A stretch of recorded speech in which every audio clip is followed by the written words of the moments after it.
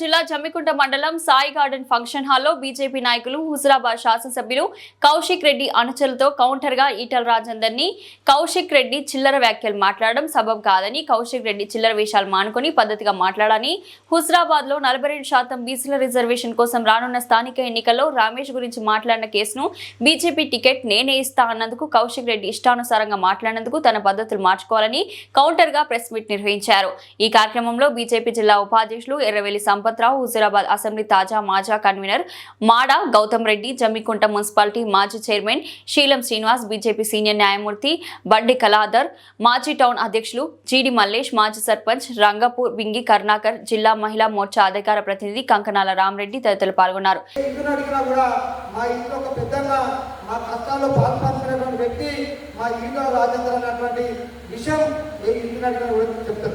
మరి మొన్న జరిగినటువంటి శాసనసభ ఎన్నికల్లో టీఆర్ఎస్ పార్టీ అభ్యర్థి కౌశిక్ రెడ్డి, అతని భార్య, అతని బిడ్డ మాకు ఓట్లేసి గెలిపించకపోతే మేమందరం కూడా ఆత్మహత్య చేసుకుంటామని చెప్పి, ఈ గుండె అలసిపోయింది, ఈ గుండె ఇంకా ఆగిపోయే అవకాశం ఉందని చెప్పి ఒక అబద్ధపు, ఒక దుఃఖంగా ఈరోజు ప్రజలను మభ్యపెట్టే విధంగా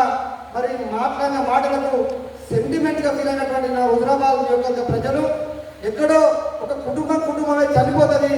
మరి ఓట్లు ఇది ఒక్కసారి వెళ్తాం, నేను ఒక్క మెత్తనే గెలుస్తున్నానని చెప్పి ఎవరికి వాళ్ళు వేసి ఈరోజు ఎమ్మెల్యేగా కౌశిక్ రెడ్డి గెలిపిస్తే నిజంగా కూడా కౌశిక్ రెడ్డి గెలిపలేదు। ఈ ప్రాంత ప్రజలు రాజేందర్ అన్నారు ఎక్కడున్నా కూడా